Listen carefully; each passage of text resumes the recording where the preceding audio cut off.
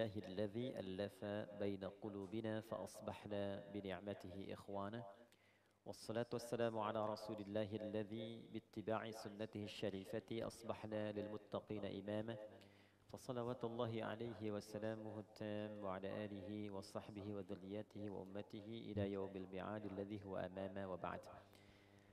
Yang saya hormati, saya muliakan saudara-saudariku, keluargaku yang seluruhnya tanpa kecuali, semoga kita semua di pertemuan ini diberikan kebahagiaan oleh Allah Subhanahu wa taala, diberikan kesehatan, dan yang paling penting di antara sunnah itu diberikan kemampuan untuk menambah nilai-nilai kebaikan yang bisa dipersiapkan menuju Ramadan.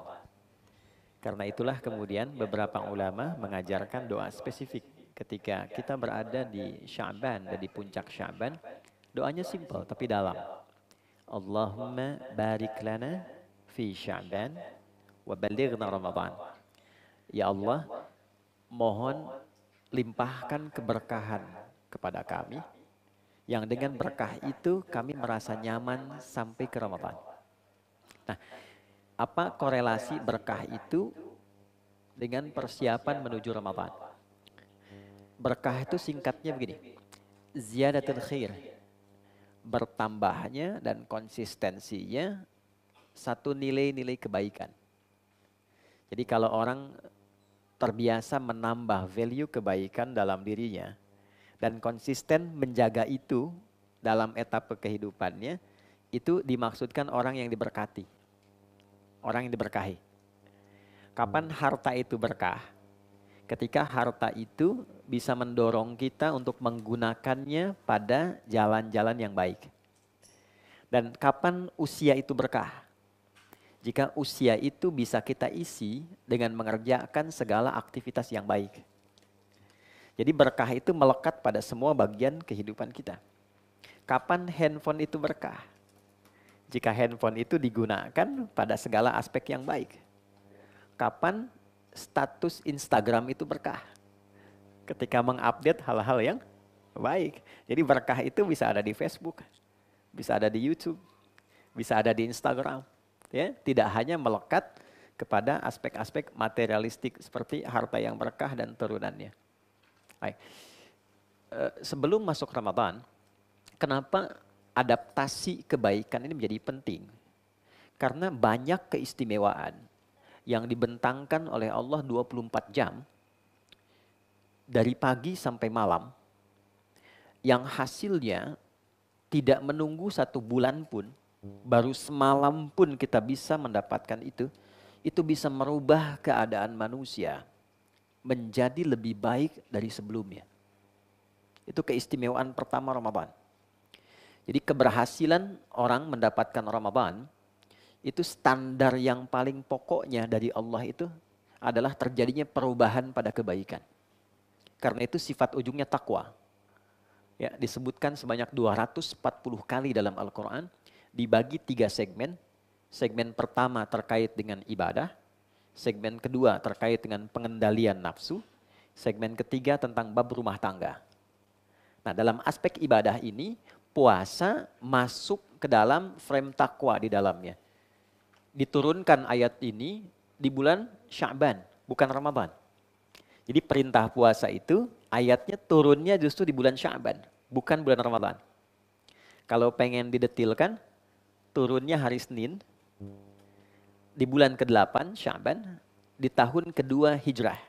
Jadi periode Nabi memasuki tahun kedua tinggal di Madinah. Turunlah kemudian Quran surah kedua Al-Baqarah di ayat 183. Ya, paling kiri di atas ya, sebelah pojok. Ya ayyuhalladzina amanu kutiba alaikumus siyam kama kutiba alal ladzina min qablikum la'allakum.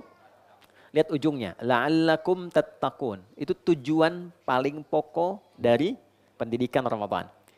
Singkatnya, takwa itu merubah pribadi kita menjadi lebih baik. Dan cabang kebaikannya nanti 3. Baik hubungan dengan Allah, baik menata diri kita, dan baik hubungan sosial kita. Sifatnya nanti ada dengan keluarga, dengan tetangga, dengan hewan, bahkan tumbuhan Itu tingkat tertinggi takwa. Jadi diharapkan dengan pelatihan Ramadan ini, ya nanti bukan berapa banyak sholat yang ditunaikan, berapa banyak kita bisa menghatamkan, tapi dari sekian ayat yang dibaca, sekian sholat yang ditunaikan, berapa yang merubah kita menjadi pribadi yang lebih baik. Itu standarnya. Dan itu parameter Allah yang langsung berikan. Ya. Itu poin pertama. Yang paling penting dari itu, kata tattaqun itu dibuka dengan la'allakum. Diawali dengan la'allakum. Lihat ujungnya, la'allakum tattaqun. Di gramatikal bahasa Arab, la'alla itu masuk dalam kategori harfut taraji. Huruf yang digunakan untuk mengungkap satu harapan yang sangat didambakan, tapi tidak mungkin diraih kecuali dengan kesungguhan. Oke? Huruf yang digunakan untuk mengungkap satu harapan yang sangat didambakan. Siapa di antara kita yang tidak ingin jadi orang baik? Siapa di antara kita yang tidak ingin dinilai oleh Allah sebagai orang baik? Siapa di antara kita yang tidak ingin dinilai sebagai suami yang baik, istri yang baik, anak yang baik, tetangga yang baik? Bukan tetangga masa gitu, kan? Dan seterusnya. Nah, poin ini ketika kita hadirkan berarti kan hal yang sangat didambakan. Dan kita sekarang butuh orang baik. Yang pintar banyak, tapi isiannya kan kebaikan. Ya, pintar tanpa baik jadi masalah. Ya kan? Bodoh tidak baik, bencana. Karena itu, ketika harapan ini begitu didambakan, tapi tetap tidak bisa diraih kecuali dengan kesungguhan. Artinya, maaf, tidak semua orang yang mendapatkan Ramadan itu bisa mendapatkan takwa. Kecuali dengan kesungguhan. Saya mulai dari sini dulu. Bismillah. Tidak semua orang yang mendapati Ramadan, ya kan? Bisa mendapatkan takwa, spirit perubahan untuk menjadi pribadi yang lebih baik, kecuali orang yang sungguh-sungguh, yang serius dalam menjalaninya. Jadi, serius, sungguh-sungguh. Ya. Dan bagi kita orang Indonesia, ini sebetulnya bagian dari implementasi dasar kebangsaan kenegaraan kita. Karena standar kita itu berketuhanan di Indonesia, standarnya takwa. Teman-teman boleh lihat, misal di ketentaraan itu ada Sabta Marga, itu ada 7. Yang ketiganya itu ada takwa. Kami Ksatria Indonesia yang bertakwa pada Tuhan Yang Maha Esa, menegakkan kejujuran, kebenaran, dan keadilan. Ketika seragam coklat digunakan oleh teman-teman di kepolisian, itu ada tribrata. Nomor 1-nya takwa. Kami Polisi Negara Kesatuan Indonesia yang beriman dan bertakwa pada Tuhan Yang Maha Esa. Ketika kita memasukkan anak kita semua ke sekolah, itu Undang-Undang Pendidikan Sisdiknas, misal nomor 20 tahun 2003, itu mengikat dengan takwa. Dibuka pasal menimbang misalnya, poin B, poin kedua. Undang-Undang Dasar 1945 mengamanatkan pada pemerintah untuk mengusahakan dan menyelenggarakan satu sistem pendidikan nasional yang meningkatkan keimanan dan ketakwaan pada Tuhan Yang Maha Esa serta akhlak mulia. Jadi kecerdasan itu datang setelah punya sifat kebaikan. Ya, orang tua kita tidak menginginkan di negeri ini ada orang cerdas tapi tidak baik. Di standar dasarnya itu baik dulu, kebaikan itulah yang mendorong sifat intelektual itu diolah menjadi baik. Karena akal itu tidak bisa memutuskan. Akal yang sehat itu hanya merumuskan. Akal nggak punya keputusan. Jadi sifat akal itu hanya mengkonstruksikan pikiran supaya diperintahkan kepada fisik untuk segera dieksekusi. Ya, yang memberikan perintah itu agar rumusan cepat dilakukan itu adalah qalbu kita, jiwa kita. Di sini perintahnya. Ya, akal merumuskan saja. Jadi akal tidak punya perintah. Dia sifatnya formulasi saja. Nah, yang memberikan perintah itu di sini. Di sini ada 2. Ada nafsu, nama lainnya fujur. Ada takwa. Keduanya sempurna disebutkan oleh Allah di Quran surah 91 ayat 7 sampai 10. Wa nafsi wa ma sawwaha. Aku telah sempurna ciptakan jiwa manusia dengan 2 karakternya yang berlawanan. Fa alhamaha fujuraha wa taqwaha. Maka di dalam diri manusia itu terdapat 2 potensi. Ya, yang satu katalis bagi yang baik, ya, kan harus jadi lawan katalis itu. Jadi yang baiknya takwa, lawannya fujur. Nama lain fujur itu nafsu. Takwa terkait nafsu disebutkan 115 kali dalam Al-Quran. Nafsu disebutkan 115 kali. Yang mensupport takwa, malaikat disebutkan 88 kali. Yang memprovokasi nafsu, setan disebutkan 88 kali. Sempurna dari sudut bilangannya. Jadi saya mau katakan bahwa takwa itu kebutuhan dasar kita sebagai manusia. Itu poin utamanya. Jadi saat diciptakan, memang Allah menciptakan kita sebagai orang baik. Makanya salah satu namanya ins. Disebutkan 18 kali dalam Al-Quran. Kita punya 5 nama. Satu, bashar, kemampuan untuk memanage nafsu, disebutkan 35 kali dalam Al-Quran. Itu nama pertama untuk kita. Kedua, ada insan, terkait totalitas aktivitas kita. Jadi teman-teman kalau ingin mengkaji, bikin kurikulum kegiatan dari bangun sampai tidur lagi, keluarkan kata insan dalam Al-Quran. Disebutkan sebanyak 65 kali. Kemudian kalau kita ingin melacak genealogi kita sampai ke Nabi Adam dan belajar dari miniasi kehidupan beliau yang dilatih oleh Allah di surga sebelum turun di bumi, cari kata Bani Adam. Disebutkan 7 kali dalam Al-Quran. Kalau kita ingin belajar sifat sosial kita yang tidak mungkin hidup sendiri, cara bersikap pada istri bagaimana, istri ke suami bagaimana, harmoni itu ditata seperti apa di rumah tangga, dengan tetangga bagaimana, sampai sifat yang lebih luas lagi, cari kata nas dalam Al-Quran. Setidaknya 240 kali disebutkan dalam Al-Quran. Tapi kalau kita ingin memahami tentang karakter diri kita saat diciptakan, kata dasarnya ins. Seringkali dipasangkan dengan jin untuk menunjukkan makna paradoks. 18 kali disebutkan dalam Al-Quran. Ins, al-ins. Ya ma'syaral jinni wal ins. Wa ma khalaqtul jinna wal ins. Itu maknanya langsung berlawanan. Jadi kalau jin, semua kata dalam bahasa Arab yang dibuka dengan jim dan nun itu pasti tersembunyi. Ya, jim dan nun. Kan? Contoh, janin. Kenapa disebut janin? Karena tersembunyi dalam rahim seorang ibu. Oke, jin disebut jin karena fitrahnya tersembunyi. Dia tidak nampak. Jadi kalau ada jin melakukan penampakan, itu jin sedang punya masalah. Ya. Apalagi manusia yang cari penampakan jin. Nah, itu pasti konslet itu. Ya. Nah, jin sifatnya tersembunyi, dia nggak boleh tampak. Ya lain dengan manusia, lawannya ins. Ins itu tampak, terlihat. Karena eksistensi kita itu bisa hadir dengan penampakan kita. Jadi kalau ada suami pulang ke rumah, senang sembunyi-sembunyi, ya kan? Dia tahu pintu depan, dia lewat jendela, ini menunjukkan dia sedang, bukan jadi jin ya, bukan saya yang bilang ya, dia sedang punya masalah. Kalau berpapasan dengan orang dan dia lari jalan untuk sembunyi, itu artinya kedua ini sedang punya persoalan. Gampangnya begitu, karena fitrahnya tampak. Ya. Jannah, surga, kenapa disebut jannah surga itu? Karena sekarang belum tampak. Nanti setelah tampak, baru terlihat. Oke, sifat kedua itu jin itu kasar. Kasar. Makanya jarang ada orang kemasukan jin jadi lembut. Itu kayaknya susah ditemukan. Permisi Ustadz mau ikut pengajian sedang kemasukan jin rasanya mustahil gitu ya. Ya kalau dia tidak meracau dia mengacau kan. Oke, nah lawannya ins itu lembut. Ins itu halus, lembut, lembut, halus. Turunannya Anas, Anis itu lembut. Tuturnya lembut, karakternya lembut, baik itu ins, dari kata ins.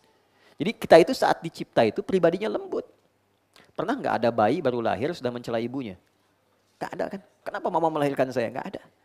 Dan sifat lembut itu menjadikan aura menyebar pada orang sekitarannya. Sehingga dari rahim siapapun kita bisa memuji dan menggendongnya. Anak siapapun. Senang, nyaman, baik. Itu yang dimaksud Quran surah ke-17 ayat 70. Walaqad karramna bani Adam wa hamalnahum fil bardi wal bahri wa razaqnahum minat thayyibat wa faddalnahum ala katsirin mimman khalaqna tafdila. Paham? Tidak. Oke, Quran surat 17 ayat 70. Dan aku pastikan kata Allah, tidak aku ciptakan satu pun anak cucu Adam kecuali dia membawa bawaan fitrah yang baik. Jadi kita ini terlahir sebagai orang baik. Ya. Karena itu dijaga supaya seluruh bagian tubuh ini tetap baik. Supaya tampil terhormat. Jadi kita diciptakan terhormat, dijagalah kehormatan ini oleh Allah.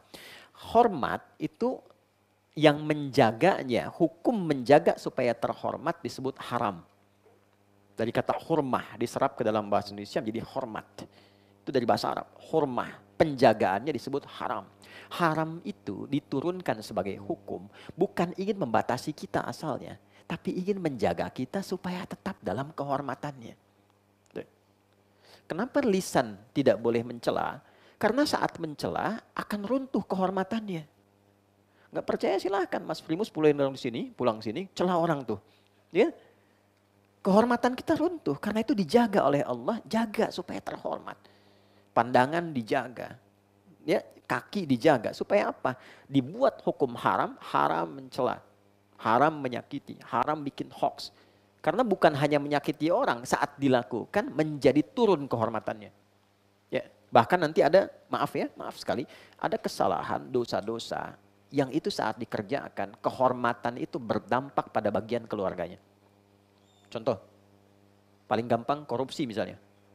Ya, saya sering katakan begini, ya, di berbagai kesempatan, tolong kalau ada provokasi dari setan, mengajak untuk korupsi, mencuri, menyogok sejenis apapun, jangan hanya pikirkan diri sendiri.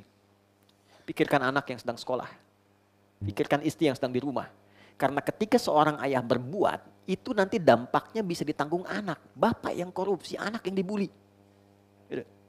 Nah, itu mesti kenal. Jadi nanti ada runtutan dosa-dosa, nanti dari 7 yang berbahaya, sab'ul mubiqat, jenis setannya ada 9. Mungkin lain waktu Mas Dimas kita ngaji fikih setan ya.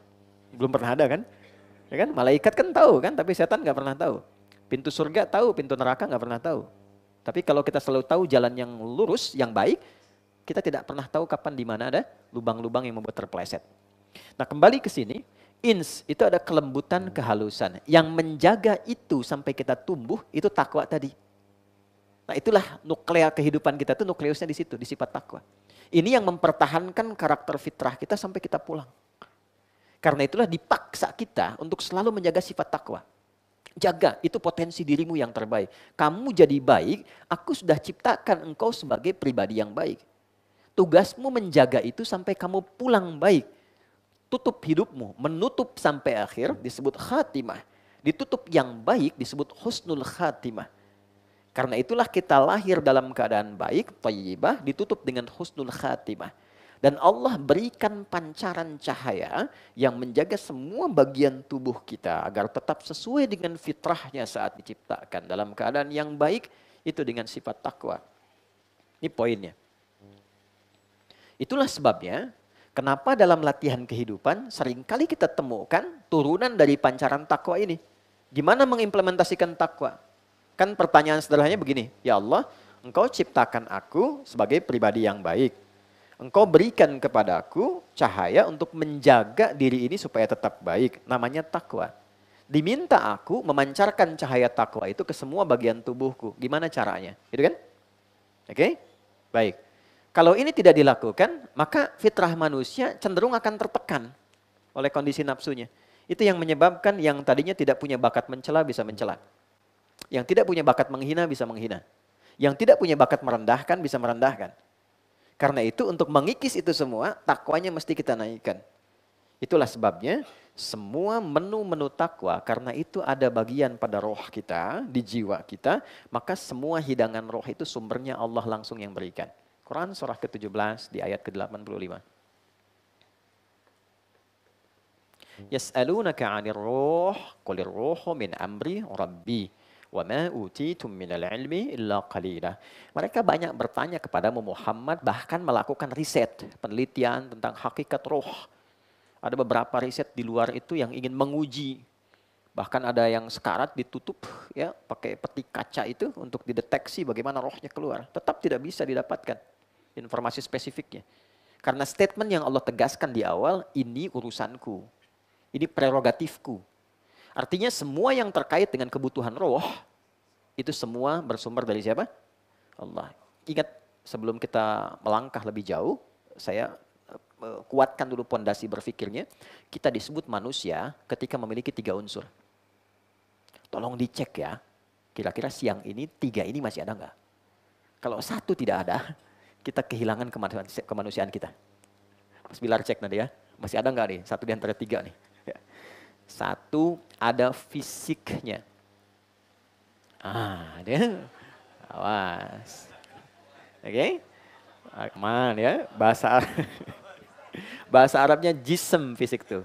Semua yang terkait dengan kebutuhan fisik disebut jasmani. Ya, jasmani itu dari bahasa Arab. Segala yang terkait dengan fisik, jasmani. Oke, tuh. Izinkan saya mengamati, aman ya. Oke. Kedua, ada akalnya. Ini untuk membedakan dengan hewan. Akal. Sekarang hari apa? Sabtu ya. 1 tambah 1 berapa? 2. Aman berarti ya. Karena hewan tak mungkin ya bisa berhitung. Baik. 3, ini. Ada rohnya. Ini disebut aklani yang terkait dengan kebutuhan akal. Ini disebut rohani. Oke? Spiritual question, intellectual intelligence atau intellectual question, kemudian ini physical ya, question. Balik sini. Pelan-pelan. Disebut manusia kalau 3 ini seutuhnya ada. Kalau ia fisik dan akal saja, rohnya tidak ada, maka dia menjadi mayat. Meninggal. Selesai ya? Oke. Makanya digambarkan pulangnya itu tenang.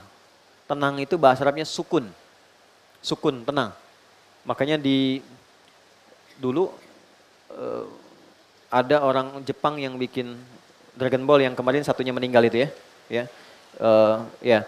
Itu kalau Son Goku mengkamehameha Piccolo dan mati kan ada bulatan di atasnya gitu ya. Nah, itu secara fitrah memang muncul, ya sukun, pengen tenang gitu pulangnya. Nah, itu selesai. Kalau dia, maaf, fisiknya ada, roh ada, akal tidak ada. Ini hewan. Hewan tidak berakal. Tapi kalau fisik tidak ada, akal ada, roh ada. Ini gentayangan. Ya kan? Sate 200 tusuk gitu ya. Ini persoalan tuh. Nah, ini gambaran disebut manusia. Tapi poinnya adalah Allah menginginkan manusia seutuhnya menjadi sehat dan baik. Karena itu, kebutuhan fisik mesti dipenuhi.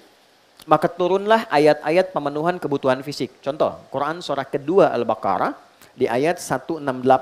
Paling kanan sebelah bawah. Ya ayyuhan nasu kulu mimma fil ardi halalan thayyiba. Hei semua manusia tanpa kecuali. Jadi mengikat hukum, lintas keyakinan.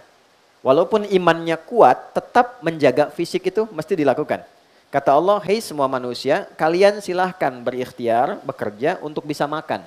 Makan kebutuhan pokok. Untuk apa? Fisik. Tidak makan, maaf, bisa lemah, sakit, meninggal. Lebih dari itu, jangan lupa, bukan hanya fisik. Tapi akal pun mesti diberikan kebutuhannya, nutrisinya. Karena itu disebut aklani. Untuk apa? Meringankan tugas fisik. Semakin kuat dan pintar akalnya, semakin ringan tugas fisiknya. S1 dengan S2, itu pekerjaannya pasti lebih berat S1. S2 lebih ringan. S3 lebih ringan lagi. Jadi semakin banyak ilmu walaupun tanpa gelar, itu meringankan tugas fisik. Karena itulah turun ayat-ayat yang memenuhi kebutuhan intelektual kita. Bahkan ayat pertama turun bunyinya, Iqra, diminta baca. Lalu diminta riset, afala yanzuruna ilal ibili kaifa khuliqat. Silahkan di bidang perhewanan, riset. Langit dan bumi, inna fi khalqis samawati wal ardi wa ikhtilafil laili wan nahari la ayatin liulil albab. Siapa ulul albab itu? Alladzina yadhkuruna Allaha qiyaman wa qu'udan wa 'ala junubihim wa yatafakkaruna fi khalqis samawati wal ard. Orang yang senang meriset berbagai hal bahkan di langit dan di bumi. Itu sifat standar orang Islam sejak bangun tidur. Jadi kita itu orang Islam menariknya oleh Nabi diminta sejak bangun tidur memfungsikan akal kita secara sempurna untuk menyiapkan agenda harian kita dari sejak bangun tidur. Itu ada di Sunan Abu Daud, nomor hadis 1367, riwayatnya sahabat Ibnu Abbas radhiyallahu taala anhuma. Itulah sebabnya kenapa sholat pertama disebut subuh. Dari kata osbah. Artinya orang yang sudah siap dengan agenda yang akan dia kerjakan. Jadi orang Islam tuh kalau bangun, dia sudah jelas jam 7 mau kerjakan apa. Jam 8 mau lakukan apa, jam 12 ada di mana, terukur hidupnya. Menjadi muslim itu pasti pintar. Tidak ada catatan sejarah yang menunjukkan orang-orang bahkan di era Nabi menjadi Islam itu kehilangan intelektualitasnya, tidak ada. Semua bertambah pintar. Ya, teman-teman yang akhwat, yang perempuan, kenal nggak dengan Abdullah bin Mas'ud? Kalau kenal saya pulang ya. Kenal. Oke, itu ada sahabat Nabi, Abdullah bin Mas'ud, menguasai bahasa Persia cuma dalam 3 hari setelah masuk Islam. Ya, Abdurrahman bin Auf itu jadi pintar di ilmu manajemen setelah masuk Islam. Valuasi dari aset yang ditinggalkan, itu saya pernah riset, dan serius risetnya diuji 15 profesor, itu mendapatkan hasil 72.000 triliun. Setelah masuk Islam. Jadi semua aspek meningkat kepintarannya itu. Bilal tidak pernah cemburu dengan hartanya Utsman. Sepeninggal Nabi, itu pernah ditawari posisi hakim agung. Tapi beliau menolak dengan kejeniusannya itu. Karena apa? Sudah menyimpulkan bahwa saya pilih passion saya itu di tenaga. Utsman ibadah dengan harta, Ali dengan ilmunya, Abu Bakar dengan kedudukannya. Saya pilih tenaga. Ketika saya adzan, Allahu Akbar, Nabi komen, langsung saya like. Saya subscribe itu kan. Apa komen Nabi? Saya dengar suara tapak kaki Bilal di surga. Saya adzan aja udah ke surga, ngapain saya keras kerja kayak Utsman katanya. Tapi Utsman kan pilih passion yang lain, ya kan? Beliau pilih menggunakan hartanya. Tapi singkatnya berubah kadar intelektualnya. Jadi Islam itu ada ayat tentang riset, ada ayat tentang analisis pasca kejadian, sebelum kejadian, minimal baca. Jadi kalau ada orang mengaku muslim, sehari nggak baca, itu rendah kadar keislamannya. Kita itu umat riset, umat baca. Ya. Tapi juga mesti seimbang. Maaf, mesti seimbang. Intelektual diisi, jasmani diisi, rohnya diisi. Kalau enggak gelisah. Dan ini yang paling bahaya. Orang sepintar apapun, hartanya banyak, fisiknya bagus, hatinya tidak mendapatkan nutrisinya, kegelisahan tinggi, ujung-ujungnya nanam cabai, Pak. Ya. Ngapain kumpulin harta banyak-banyak kalau cuma buat akhirnya pergi ke daerah, nanam kangkung, nanam cabai, hanya untuk memenuhi kebutuhan rohnya saja. Ya. Saya tanya sama teman-teman nih, maaf saya yang sering ke perempuan ya, karena ini babnya bab perempuan. Ya. Teman-teman yang perempuan, kalau di rumah tangga itu yang diharapkan rumah tangga yang apa? Oke, sakinah, mawaddah, warahmah. Pertanyaan saya, kenapa sakinah didahulukan sebelum mawaddah? Mawaddah itu apa? Tuh kan, pengen samara tapi nggak pernah dikaji gitu kan? Mawaddah itu dari kata maddah, limpahan materi, yang membuat dukungan kehidupan rumah tangga lebih bahagia. Kan senang saat dapat rumah baru, kan? Senang saat cemberut, datang suami bawa gelang 2 kilo gitu kan? Nah, ya? Handphone baru, itu mawaddah namanya.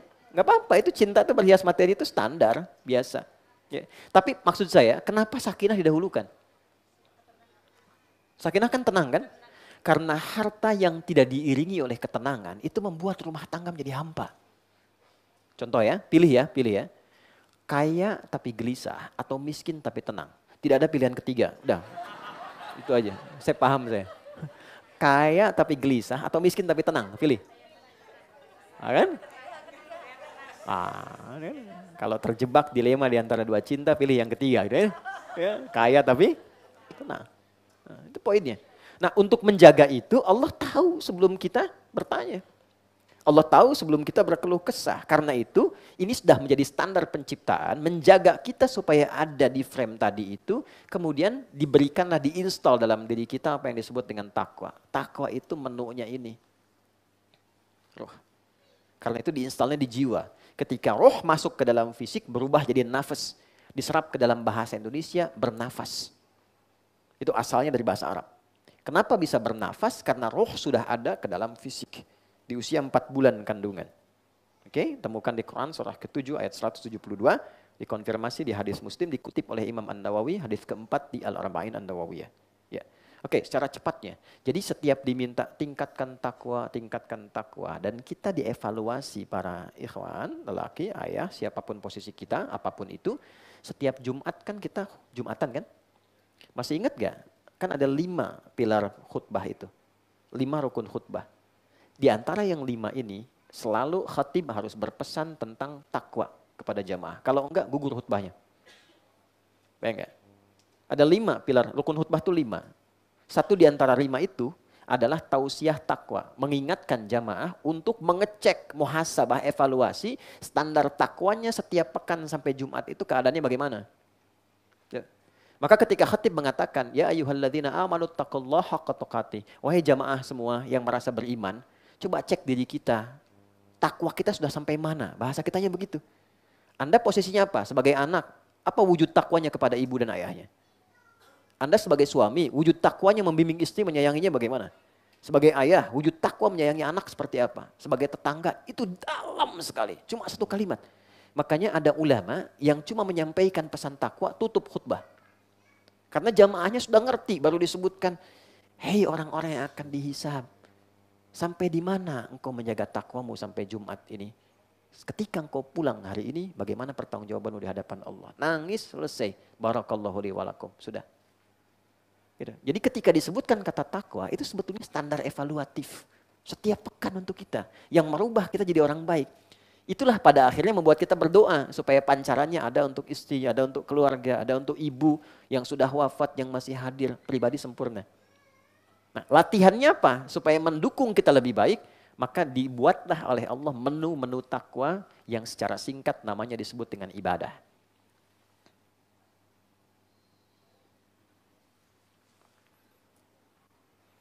Nah, jadi saat diminta ibadah itu sebetulnya bukan ingin memaksa kita melakukan sebuah beban, tidak. Tapi ingin membuat kita menjadi pribadi yang lebih baik dan bahagia.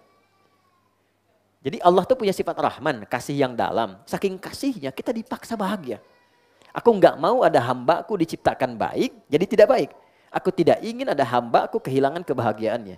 Maka dipaksa kita menunaikan menu ini. Contoh. Kata takwa pertama yang menjadi menu ibadah kita dalam Al-Quran disebutkan sholat. Babnya sudah dalam kita bahas, sudah ada pertengahan. Silahkan teman-teman cek. Sholat ini ketika pertama disebutkan di Quran disandingkan dengan takwa. Al-Baqarah ayat 2 dan 3. Dzalikal kitabu la raiba fihi hudal lil muttaqin. Alladzina yu'minuna bil wa yuqimunas muttaqin itu orang sholat. Orang takwa, ya kan? Siapa orang takwa? Ciri pertamanya apa? Orang takwa itu adalah orang yang mencoba memancarkan cahaya imannya dengan cara apa? Melakukan sholat satu. Di sholat itu untuk melatih takwa kita supaya muncul pancarannya, sehingga dengan pancaran itu sifat takwa muncul baik. Karena itu ketika orang konsisten sholat, tujuan sholat itu apa? Konfirmasikan, Quran surah 29. Oke, ayat 45. Kita hafal sih tengahnya tapi awalnya kurang hafal. Ya, tengahnya itu innas sholata tanha 'anil fahsya wal munkar. Utlu ma uhya ilaika minal kitab. Muhammad, baca, pahami, ajarkan pada umatmu. Ini loh kenapa harus sholat. Ini loh maknanya sholat begini. Semua terkumpul dalam Al-Quran, jelaskan olehmu dalam hadis. Kalau sholatnya itu benar, maka pribadi orang itu akan dirubah oleh Allah dan dijaga menjadi baik. Lawan baik apa? Buruk. Jadi untuk mengetahui hakikat sesuatu, cari lawannya. Kalau pengen tahu malam, berarti lawannya siang. Ya kan? Kalau ingin tahu baik, lawannya apa? Buruk. Buruk itu cuma dua. Kalau bukan fahsya, itu mungkar. Maaf teman-teman, maaf sekali. Maafkan saya. Fahsya itu keburukan yang bersumber dari buruknya syahwat. Misal, zina, selingkuh, kata-kata jorok, kotor, LGBT, ya, dan sejenisnya homoseksual, lesbian itu masuk kategori fahsya. Jadi kalau ada orang dalam hidupnya menunaikan sholat, misal, tapi kata-katanya masih kotor, itu ada yang salah dalam sholatnya. Karena pasti sholat itu kalau benar merubah pribadi orang jadi baik. Pasti jadi baik. Gampangnya gini lah, kenapa sih Nabi itu diutusnya di lingkungan masyarakat yang ekosistemnya sudah rusak. Saking rusaknya disebut jahiliyah. Jahil itu orangnya, maaf ya, jahlun itu sifatnya. Kalau dikumpulkan jahiliyah sudah buruk, orangnya ikut buruk. Ya. Kalau mabuk di masyarakat jahiliyah itu, yang paling prematur, pemabuk pemula, itu sehari 5 kali. Pemula itu. Ya. Zina hatam dengan segala jenisnya. Tapi ketika risalah Islam datang dan sholat, berubah semua. Jadi orang baik. Oke, mungkar keburukan yang diingkari oleh hati, sumbernya nafsu perut dan akal. Mencuri, merampok, membunuh, dan semua jenisnya, berbohong itu mungkar. Jadi artinya orang sholat itu pasti baik. Makanya kita belajar dari awal sampai akhir kan dengan maknanya. Nah, dua apa? Ternyata ketika orang tanya, ya Allah baru zuhur kok sudah asar lagi. Sering kadang begitu ya. Ya Allah masih enak tidur kok udah dipanggil lagi gitu kan. Kenapa sih mesti sholat? Maka diperdengarkan di telinga kita. Apa manfaat sholat? Telinga bahasa Arabnya udhun. Jamaknya bentuk pluralnya azan. Oke? Maka dalam azan dijelaskan kepada kita supaya didengar telinga kita 5 kali sehari. Kita ingatkan di rumah sama anak sekali belum paham, 2 kali belum paham. Kalau 5 kali belum paham juga kira-kira gimana? Ini tiap hari 5 kali diperdengarkan dan tidak putus kata ini selama 24 jam. Itu yang menjadikan rahasia panggilan ini ada jeda tuh di setiap kota. Oke, Bintaro misalnya di sektor sini itu ketika digeser sedikit ke Ciputat beda 1 menit. Geser sedikit ke Lebak Bulus beda 2 menit. Geser ke Bekasi beda 3 menit. Beda itu menunjukkan kontinuitas lafaz adzan yang tidak pernah berhenti selama 24 jam. Tidak ada satupun karya manusia yang diperdengarkan 24 jam tidak berhenti dan di dalamnya ada makna. Tidak ada. Kalau tidak ada, ini menunjukkan bahwa risalah ini bukan karya manusia. Ya. Ini menunjukkan kebenaran Islam. Kalau dengan seperti ini belum yakin dengan Islam, dengan cara apa lagi diyakinkan? Anda bertanya, ya Allah untuk apa sholat? Nih saya perdengarkan. Hayya 'alal shalah, ayo sholat. Hayya 'alal falah. Falah itu kalau dalam bahasa Inggris, success and happiness. Supaya engkau sukses, kau bahagia, kau tenang, kau jadi baik. Nah, itulah pancaran takwa. Jadi kalau ada menu ibadah, dipaksa kita untuk melakukan, bukan ingin memberi beban, tapi ingin memberikan manfaat di balik ibadah itu yang memang dibutuhkan maslahatnya untuk hidup kita. Oke, maaf, di sini rumah Quran kan? Ini saya tanya nih, santri atau teman-teman atau yang mengurus di sini, apa standar keberhasilan interaksi dengan Quran itu? Oke. Kalau ngaji itu dianggap benar ketika apa? Ketika hatam. Ketika banyak. Oke, lihat standarnya. Ini Allah yang sampaikan ya. Quran surah 35, Fatir. Ayat 32. Ya, paling kiri sebelah atas di mushaf tuh. Thumma awrathna al-kitaba alladhina istafayna min ibadina faminhum zalimun li nafsihi wa minhum muqtasid wa minhum sabiqun bil khairati bi idznillah. Dzalika huwal fadlul kabir. Perhatikan kalimatnya, ayat 32. Quran surah 35 Fatir ayat 32. Lalu dengan keagunganku, aku berikan anugerah Quran itu diwariskan pada sebagian hamba-Ku. Maka ada di antara mereka yang mencoba menghafal, membaca Quran, cuma sayang tidak merubah mereka menjadi lebih baik. Zalimu li nafsi, malah dia zalim pada dirinya. Ya. Qurannya tidak merubah dia menjadi baik. Zalim itu tidak menempatkan sesuatu pada tempatnya. Ini gelas, ada air untuk minum. Gayung, air untuk mandi. Ada orang minum pakai gayung, mandi pakai gelas. Zalim. Ada orang hafal, Qul huwallahu ahad, tapi lisannya mengatakan, maaf, semua agama sama, menuju pada Tuhan yang sama. Itu zalim namanya. Ada orang hafal ayat, la yasraq qaumin qaum, jangan saling mencela, lalu dia mencela, itu zalim namanya. Jelas? Ada wa minhum muqtasid, ada ahli Quran yang paket hemat. Paket hemat baru untuk dirinya, belum bisa berbagi dengan orang lain. Cirinya apa? Nyender-nyender di tembok, ulang-ulang hafalan, baca, tapi diminta jadi imam, saya belum layak. Nah, itu paket hemat. Oke? Baik. Yang berhasil siapa? Wa minhum sabiqum bil khairati biiznillah. Ada yang dengan izin Allah, dia mendapatkan perubahan dari setiap ayat yang dia baca. Jadi ukuran standarnya bukan berapa banyak dihafalkan. Hafal banyak, bagus, luar biasa. Tapi yang diukur oleh Allah, berapa dari ayat itu yang merubah kita menjadi lebih baik. Itu poinnya. Makanya ayat Quran itu tematik. 114 surah, 30 juz, 6.236 ayat, 52.000 kosakata, itu ada tema.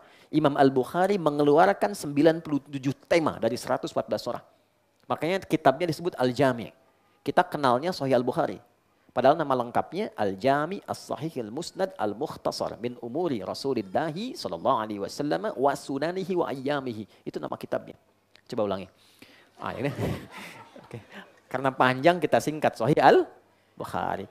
Kitab saya, kata beliau, berisi tentang tematik, judul-judul bertema yang saya sandarkan riwayatnya dan saya verifikasi dari Nabi tentang keseharian Nabi dan menu-menu sunnahnya dalam 24 jam. Dikeluarkanlah ayatnya di Quran, dibagi 97 topik. Setiap topik ayat Quran dulu, hadisnya kesimpulannya apa. Contoh, teman-teman selalu bertanya, Ustadz iman saya suka naik turun. Kalau naik semangat, kalau turun lemah. Gimana cara naikkan nggak turun-turun? Buka topik kedua, Kitabul Iman. 57 hadis. Nanti ada uraian subtopiknya. Apakah karena sebab pekerjaan, sehingga iman turun, apakah sebab rumah tangga, apakah sebab perilaku, apakah salah makan, itu lengkap 57 hadis. Diisi dengan ayat. Menunya begitu. Jadi ngaji Quran dulu itu, para sahabat komentarnya selalu begini, kami itu jarang ngaji melampaui 10 ayat. 5 ayat paling standar, paling banyak 10 ayat. Setelah mampu memahami, mengamalkan, baru kami tambah. Umar bin Khattab hafal Al-Baqarah itu kurang lebih hampir 20 tahun. Ya, dengan amalnya. Dengan amalnya. Ya. Apakah pribadi biasa? Tidak, beliau jenius, sangat jenius. Toha Hussein punya kitab tentang kejeniusan Umar, Abqari atau Umar. Nah, secara singkat gini, kalau saya pengen akselerasi, ya waktu terbatas, ya, saya pengen akselerasi. Saya ingin pancaran takwa mengalir cepat ke semua bagian tubuh saya. Gimana caranya? Dengan satu amalan, saya kumpulkan semua keistimewaan tadi. Maka ada satu amal. Nah ini rahasia di antara kita ya, bagi ini aja.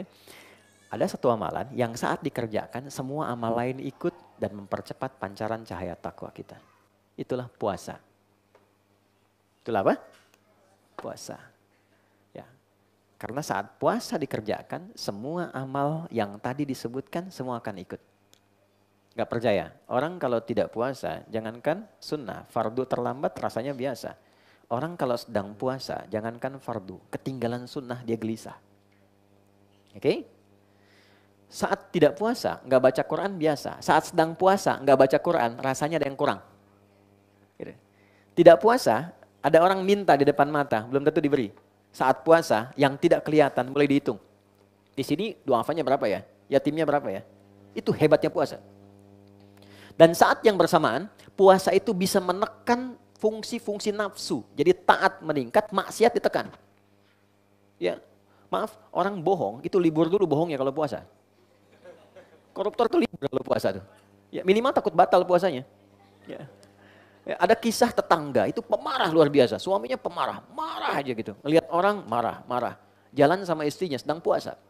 Buka jam 6, 6 kurang seperempat, dapat provokasi dari tetangganya. Sore. Tapi beliau nggak marah, dia diam aja kan. Istrinya tanya, Mas nggak marah, tumben? Nanti habis maghrib. Habis maghrib dia lupa gitu ya. Jadi ada kondisi yang luar biasa di puasa itu. Itulah sebabnya Allah turunkan menu ini tahunan untuk mengakumulasikan semua etapa kehidupan kita agar dalam tahap itu berubah menjadi baik seutuhnya. Turunlah ayat ini di bulan Sya'ban, hari Senin, ya kan? Kemudian di tahun kedua Hijrah. Dan dikumpulkan dalam satu jenis puasa yang sifatnya wajib. Supaya apa? Semua kita wajib baik dan wajib kembali dalam keadaan yang terbaik. Disinilah kita bahas, tidak semua sayangnya yang masuk ke Ramadan ini berubah menjadi baik kecuali yang serius. Nah, bagaimana cara kita serius memasuki Ramadan sehingga berhasil sesuai dengan standar yang Allah sampaikan? Itulah inti materi yang akan kita bahas. Jadi yang tadi itu pembukaan, mukaddimah. Kita belum mulai. Ini intinya. Kita belum mulai, tenang ya. Masya Allah. Oke. Bismillah. Saya izin hapus sebentar ya. Mudah-mudahan berkah pembahasan kita ya, insya Allah. Amin. Ya, tinggal amin aja, saya yang datang, nyampaikan, nulis sendiri, hapus sendiri. Ya, Masya Allah, luar biasa. Enggak apa-apa, ini bercanda ya, bercanda. Insya Allah. Oke, yuk kita mulai. Sudah? Kita mulai tentang persiapan memasuki Ramadan, khususnya di akhir-akhir bulan Sya'ban. Sekarang sudah tanggal berapa teman-teman? 28. 28 ya, besok 29. Gampangnya begini, kalau ada sidang isbat berarti tanggal 29. Oke? Baik, sekarang 28, besok 29. Besok nanti ada sidang isbat. Sudah? Baik. Saya akan memulai dulu dengan satu hadis standar dulu. Gimana Nabi mempersiapkan diri sebelum masuk ke Ramadan. Hadisnya riwayat Muslim, Imam Muslim, nomor hadis 2357. 2357. Yang meriwayatkannya sahabat Usamah bin Zaid. Secara singkat, sahabat Usamah ini satu kali mengamati Nabi melakukan satu perilaku khusus di bulan Sya'ban. Di sahabat ini senang mengamati Nabi, apa yang dikerjakan diikutin gitu. Ya. Secara singkatnya, beliau mengatakan begini, ya Rasulullah ya kama qala, lam araka tasumu kama tasumu Sya'ban. Saya itu mengamati Anda tidak pernah menunaikan kebiasaan puasa sebanyak bulan Sya'ban. Kenapa gitu? Baik, cepat Nabi langsung jawab begini. Dzalika syahrul ladzi yaghfulu anhu an-nas baina Rajab wa Ramadan. Itu bulan istimewa, dia punya keistimewaan letaknya antara Rajab dan Ramadan. Baik, sekarang kita gali sebentar ya. Orang ini sudah tahu kalau Sya'ban ini antara Rajab dengan Ramadan. Sudah paham? Kenapa Nabi sebutkan lagi letaknya? Nah, pendalaman di ilmu hadis memberikan kesan begini. Biasanya orang kalau sudah masuk Rajab, perhatiannya tinggi. Belajar tentang sholat, Isra Mi'raj, peringatan Isra Mi'raj. Ya, itu dibawa sampai bahkan ke Sya'ban. Sehingga peringatan Isra Mi'raj pun yang Rajab itu bisa dilakukan di Sya'ban. Ya, sehingga lupa, tahu-tahu udah dekat Ramadan. Nunggu Ramadan. Padahal ternyata desainnya itu Sya'ban adalah momentum untuk persiapan menuju Ramadan. Adaptasinya di Sya'ban, bukan di Rajab. Rajab punya keistimewaan tersendiri, Sya'ban punya babnya sendiri. Jadi saat masuk Sya'ban, Nabi ungkap, satu, tolong catat ya, karena tinggal sehari. Setelah itu sudah masuk Ramadan. Apa keutamaan yang pertama? Satu, turfa'u fihil a'malus salihah ila rabbil alamin. Keutamaan Sya'ban yang pertama, semua amal kita yang biasa cuma dicatat. Ada malaikat tuh, ladaihi raqibun atid, dia mencatat, catatan itu akan diungkap. Ya, faman ya'mal mithqala dzarratin khairan yarah, wa man ya'mal mithqala dzarratin syarran yarah. Sekecil apapun diungkap lewat catatan itu. Iqra kitabak kafa bi nafsikal yauma 'alaika hasiba. Diungkap, lihat isi catatanmu. Khusus bulan Sya'ban itu tidak sekedar dicatat. Itu catatan semua amal manusia langsung dibawa naik, lalu ditampilkan di hadapan Allah. Dibacakan, diviralkan. Perhatikan di sini yang perlu dicatat. Allah itu tidak dinaikkan pun sebelum dicatat sudah tahu amal hambanya. Sebelum dilakukan pun sudah tahu Allah. Kenapa ada kalimat, ada redaksi ini sampai diangkat, ditampilkan? Maksudnya memberikan motivasi kepada kita yang tidak tahu tentang itu. Oke? Begini, kalau ada orang dapat award dari perbuatan baiknya dan diumumkan se-Indonesia, senang nggak? Senang. Ya. Ada orang disebutkan, diviralkan amalnya di hadapan Allah. Ya, teman-teman lagi baca Quran nih. Kalau di luar Sya'ban, diberi nilai, dicatat setiap hurufnya 10. At-Tirmidzi nomor hadis 2910. Setiap baca satu huruf 10. Salat selesai 10, berjamaah kali 27, di masjid kali lagi 25. Itu konstruksi hadisnya. Tapi kalau Anda kerjakan itu di bulan Sya'ban, baca satu ayat, dapat nilai, langsung dilaporkan, disebutkan. Si fulan baca ini sekian ayat, si fulan baca sekian ayat, langsung diviralkan di hadapan arsy Allah Subhanahu wa taala. Karena itu kata Nabi, aku tidak ingin dalam keadaan amalku diangkat, aku sedang tidak baik-baik saja. Itulah sebabnya aku menyiapkan diri. Ya. Dan cara paling efektif menyiapkan diri itu supaya jadi baik, akselerasinya puasa. Itulah sebabnya Nabi banyak puasa di bulan Sya'ban, sunnah. Jelas ya? Itu kemuliaan pertama Sya'ban. Yang kedua, kenapa ini menjadi penting? Kata Nabi, wa baina Ramadan, karena akan datang Ramadan. Yang keistimewaannya lebih dahsyat lagi. Maka kita harus masuk ke Ramadan dalam keadaan yang sudah baik. Kalau belum baik, nanti adaptasinya lambat. Orang sudah meraih keistimewaan, kita masih adaptasi. Maaf, bukan kita ya, ada orang yang masih adaptasi gitu. Kan kita tidak pengen ikutan gitu ya. Oke, baik. Jadi apa yang Nabi ungkap? Satu, membiasakan diri saat Sya'ban akan memudahkan adaptasi tubuh kita menjalani ibadah di Ramadan. Metabolisme tubuh kita tuh sudah mulai menyesuaikan. Nah ini fikih, maaf teman-teman, maaf sekali dengan kalimat ini. Saya dengan teman-teman mu'alaf. Tahun ini pertama kali puasa. Latihannya Sya'ban. Oke, ada anak-anak misalnya baru tumbuh nih, mau balik tahun ini. Latihannya Sya'ban. Jadi sampai zuhur bukanya itu Sya'ban. Terus sampai dia kuat asar. Nabi itu ngajarinnya simple, sayang banget sama anak-anak cucu gitu ya. Jangan dipaksa bu, karena Allah saja tidak menghisap. Anak belum balik, dia dilatih puasa tuh. Mama lapar duhur, buka, alhamdulillah nak. Asar tuh mama lapar, sudah nggak tahan lagi. Tahannya nak 2 jam lagi, gitu. Nggak usah, buka. Biarkan dia bertahap. Dia merasakan kenikmatannya, nanti dari gitu, adaptasi tubuhnya naik, besoknya teruskan lagi. Sampai dia kuat ke maghrib, begitu Ramadan terbiasa. Jelas ya? Itu gambarannya, jadi secara jasmani terlatih, kemudian secara rohani disiapkan jadi baik. Kenapa? Karena secara rohani, spirit kita dibagi oleh Allah pada 3 bagian. Jadi ada 3 kelompok manusia berdasar keimanannya, spirit imannya dalam memasuki Ramadan. Dan ini hanya diungkap dengan 1 huruf saja. Ya. Disebutkan 361 kali dalam Al-Quran. Ya. Yaitu huruf panggilan. Harfun nida. Nida. Oke.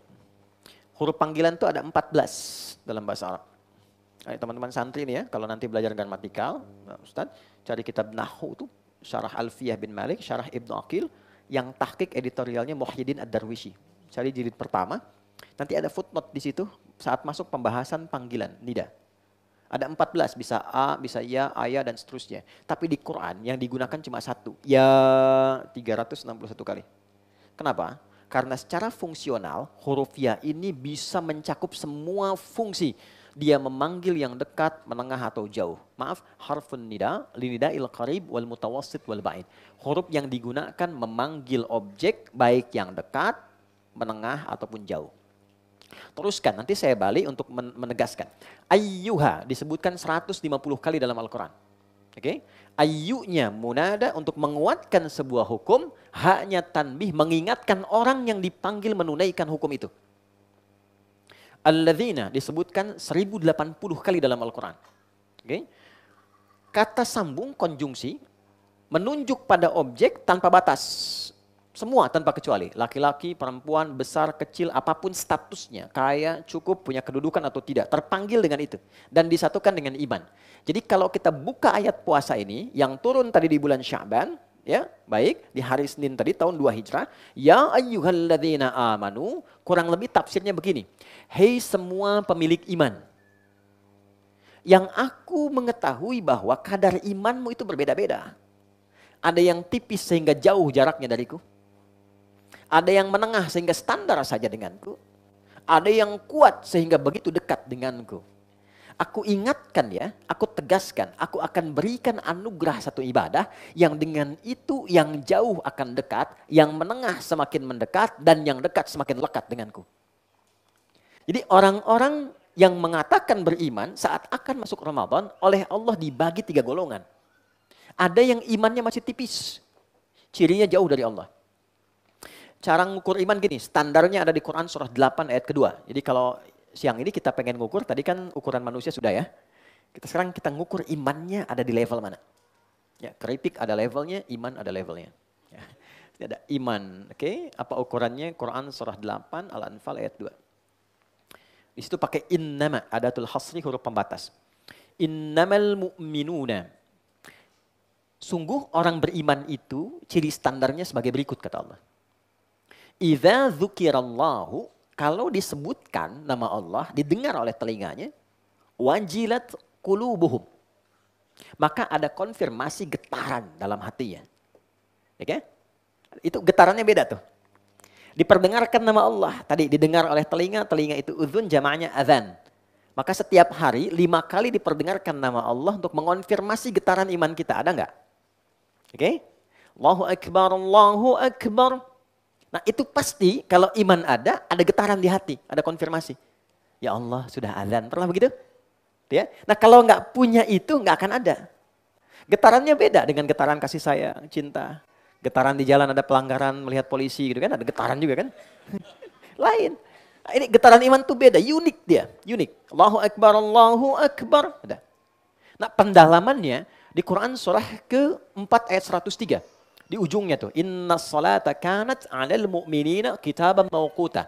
Bahasa terjemahan bebasnya itu, ya, fa idza qadaytumus salata ya fadhkurullaha qiyaman wa qu'udan wa 'ala junubikum fa idza ma'nantum fa aqimus shalah innas salata kanat 'alal mu'minina kitaban mawquta. Lihat ujung ayatnya, terjemah bebasnya begini.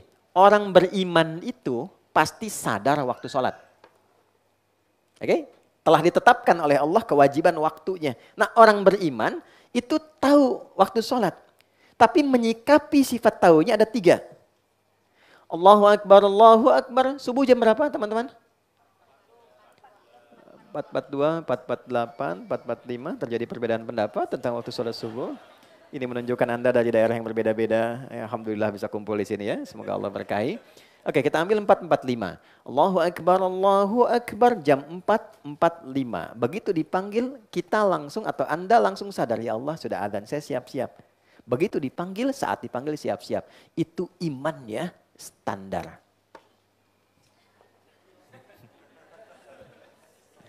Standar. Ya. Yang penting masih bisa bikin berdiri kan? Standar. Ya, 4.45.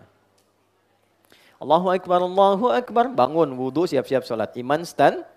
Nah, teman-teman kerja, ada syuting, ada pekerjaan, jam 7. Terus Anda datang jam 7, standar nggak? Standar. Teman-teman kuliah, misalnya masuk jam 7, datang jam 7, standar nggak? Kalau Anda datang jam 6, hebat. Kalau datang jam 3 ke kampus, terlaluan. Belum dibuka, udah di situ. Kan? Baik. Oke, 4.45 dipanggil, jam 3 sudah bangun. Itu imannya tinggi, dekat dia dengan Allah. Saya pengen sebelum mengerjakan yang wajib, saya siap. Maka warming up dulu dia. Tahajud, istighfar, supaya subuhnya optimal. Itu iman kuat.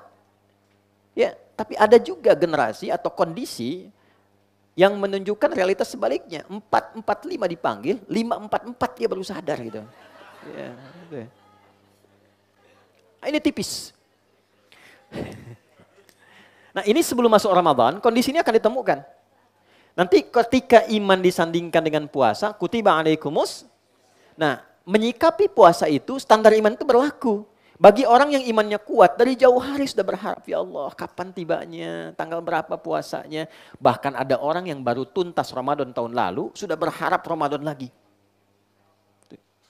Yang standar biasa aja, sekarang biasa aja, nanti pas waktunya puasa, saya puasa. Gitu. Ada yang ketika akan dekat, ya Allah kok cepat amat ya puasanya. Kapan bukanya, kapan sahurnya. Ya, baru buka udah ngelihat sahur, baru sahur udah nyatur jadwal buka. Dan nanti kalender akan turun, sudah berapa hari puasanya nih, puasa tinggal sekian hari gitu kan, dihitung. Motivasinya pengen cepat selesai. Gitu kan? Hebatnya gini, inilah indahnya Allah. Dan di sini kita diminta meneladani sifat Allah. Ya, cuma dengan satu huruf, ya. Perhatikan kedalaman, kita ngajinya pakai ilmu balaghah namanya. Di ilmu balaghah itu ada begini. Ada ilmu ma'ani, ilmu bayan, ilmu badiah. Ma'ani itu memilih kata, diksi yang sesuai dengan objek yang kita hadapi. Kapan sopan, kapan standar, kapan tegas dan sebagainya. Bayan mengungkap satu kalimat sehingga mudah dimengerti oleh lawan bicara. Badi menyampaikan kalimat yang jelas dan indah sehingga nyaman diterima lawan bicara. Menyampaikan tidak terasa digurui. Mengutarakan tidak terasa kalau diajari. Itu badiah. Nanti babnya ada di rumah tangga. Ya. Sayang kamu cantik deh, itu biasa. Tapi kalau pakai badi, Masya Allah sayang sini deh. Kenapa? Coba lihat ke atas. Rembulan aja, kalah sama aura cantikmu malam ini. Nah itu badiah. Ya. Yang terjadi kan lain, orang gak banyak belajar kan, itu ada dalam Islam. Yang ada kan kukira hari Minggu ternyata hari Rabu, kukira kau menunggu ternyata cari yang baru. Oke, nah Allah cuma pakai satu kata aja, ya. Perhatikan cara menerjemahkannya. Hei hambaku, yang engkau merasa punya iman. Aku tahu kualitas imanmu itu masing-masing berbeda. Ada yang tipis merasa jauh dariku. Ada yang standar, ada yang kuat. aku berikan satu anugerah dengan rahmatku, ibadah Ramadan. Yang dengan itu aku tidak peduli berapapun kualitas imanmu. Yang lemah, aku akan naikkan standarnya sehingga menjadi kuat. Yang menengah semakin lekat, yang dekat semakin mendekat. Itulah anugerah yang Allah berikan di pembuka ayat di awal Ramadan. Jadi awal Ramadan, Allah berikan modal ke semua manusia yang beriman, semuanya semangat menunaikan ibadah Ramadan. Awal Ramadan, catat. Pembuktiannya nanti lihat. Nanti malam pertama puasa, masjid manapun penuh. Awal Ramadan, catat itu. Nih. Awal. Yang nggak pernah ke masjid bisa sab pertama tuh. Maaf tapi jangan disimpulkan demikian ya. Itu contoh saja. Yang nggak pernah pegang mushaf bisa khataman. Ya, awal Ramadan semua semangat. Cuma kalau kita tidak siapkan persiapan yang Nabi hadirkan sejak Sya'ban, nanti modal yang Allah berikan tidak bisa dijaga sampai akhir. Ini yang menunjukkan dan selalu melahirkan kisah klasik setiap Ramadan datang. Pertengahan kan terjadi kemajuan kan. Sabnya maju tuh. Ya kan? Akhir Ramadan makin maju kan? Ya kan? Orientasi orang udah mudik kan? Dan dia tidak menyiapkan mudik akhiratnya. Itu problemnya. Karena itu sejak Ramadan Nabi menyampaikan sebuah pesan agar setiap umatnya menyiapkan kurikulum Ramadan sebelum memasukinya. Supaya jelas kegiatan apa yang direncanakan saat masuk Ramadan. Jadi nggak ada yang bingung malam pertama apa yang dikerjakan, paginya apa, kegiatannya apa, tengah-tengah apa, targetnya apa, sampai terakhir. Sehingga nanti ukuran keberhasilannya apa, sampai finish.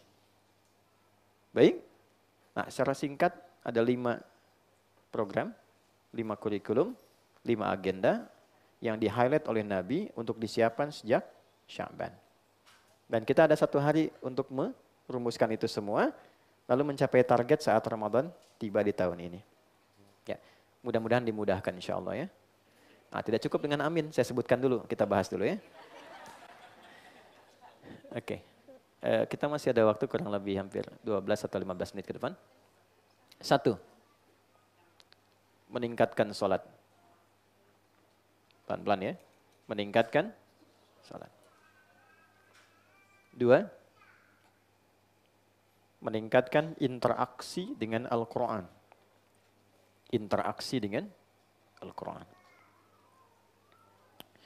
3, memperbanyak sedekah. Memperbanyak sedekah. 4, memperbanyak doa. 5, memperbanyak taubat. Memperbanyak taubat. Ini 5 agenda pokok yang mohon dengan sangat optimalkan saat Ramadan. Sesuai kemampuan kita masing-masing. Baik, yuk kita detilkan dengan cepat. Memperbanyak sholat. Saya berikan ukuran standar saja ya. Standar. Jadi nanti dalam sehari usahakan dijaga yang standar ini. Sehari itu maksudnya siang malam. 40 rakaat. Berapa rakaat? 40, oke ya. Kita pecah dulu. 40 ini 17 yang fardu, yang salat wajib. Subuh sampai isya ya. Oke, rumusnya cepat. 24, 4, 3, 4 ya. 2 rakaat subuh, 4 rakaat zuhur, 4 asar, 3 maghrib, 4 isya. Oke. Baik. 17 jumlahnya. 2, 12 rakaat sunnah rawatib. Oke. Rawatib itu dari kata ratib atau tertib yang nempel dengan yang fardu, tersusun dengan yang fardu, bisa sebelum bisa setelah. Oke, jumlahnya 12. Yang terakhir ya, 11 rakaat sholat malam. Yang nanti kita sebut dengan tarawih. Nanti kita jabarkan. Ya. Saya sebut standar itu kalau nanti pengen 23 boleh, pengen 39 boleh. Saya ambil yang paling standar untuk memudahkan. Baik, 17 tambah 12, 29, tambah 11, 40 kan? Baik ya? Oke, nanti kita rincikan ya satu-satu. Manfaatnya apa? Kalau kita sholat sekarang, sholat fardu, dapat pahala. Sekali sholat 10 kebaikan. Ya. Pahala itu nanti ditampakkannya saat akan meninggal. Baru ditampakkan. Kalau teman-teman ngaji surat At-Tahrim, surah ke-66, Ada 12 ayat, 5 sifat. Ketika masuk ayat 11 sampai 12, itu kan ada kalimat yang viral dari Sayyidah Asiyah, istrinya Firaun. Ketika akan dieksekusi, lalu diikat di tiang, akan dieksekusi, beliau berdoa. Doanya viral dan ini jadi sanad doa ya. Jadi teman-teman kalau ingin dimudahkan dengan amalnya saat sakaratul maut dan ditampakkan hasilnya saat pulang kepada Allah, itu bisa digunakan sanad doanya. Rabbi benili indaka baitan fil jannah. Ya. Wa najjini min fir'auna wa amalih. Ini kisahnya beliau. Jadi ketika akan dieksekusi, beliau mengatakan, ya Allah, dengan segala perjuanganku menjaga imanku, mohon buktikan dan hadirkan janjimu untuk membangunkan istana untukku di surga. Dan tampakkan menjelang wafatku, supaya aku dengan itu tidak merasakan kejiknya hukuman Firaun. Ditampakkanlah oleh Allah istana surganya. Ketika itu senyum, saat senyum itulah komen Firaun. Kita langsung dislike aja gitu ya. Jadi begitu komen, ini perempuan bla bla bla, saya tidak bisa mengungkapkannya, mau dibunuh kok masih sempat tersenyum. Jadi dia melihat fisiknya, tidak melihat apa yang dirasakan secara spiritualnya. Jadi begitu senyum, meninggal dalam senyumnya. Dia tidak merasakan hukuman Firaun. Diwafatkan dalam keadaan demikian. Nah itu yang dimaksud husnul khatimah. Husnul khatimah itu saat mau meninggal, itu ditampakkan surganya hasil ibadahnya. Itu dikonfirmasi di Quran surah 89 ayat 27 sampai 30. Ya ayyatuhan nafsul mutmainnah. Mutmainnah itu sifat tumakninah.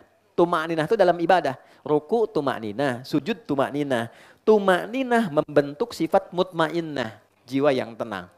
Nanti saat dipanggil pulang, jiwanya pulang, ya ayyatuhan nafsul mutmainnah. Irji'i ila rabbiki radiyatan mardiyah. Aku ridho dengan amalmu, engkau ridho dengan pemberianku. Apa pemberian Allah itu? Fadkhuli fi ibadi. Karena engkau ibadah, punya sifat ibad. Wadkhuli jannati, masuk ke surgaku. Ini surgamu nih, dibentangkan. Itu yang menyebabkan orang senyum, meninggal. Ada yang baca Quran, sesuai kebiasaan. Ada yang sedang sholat, sujud tanpa surga, meninggal. Mau begitu? Nanti zuhur sebentar lagi, ya, tak sholat.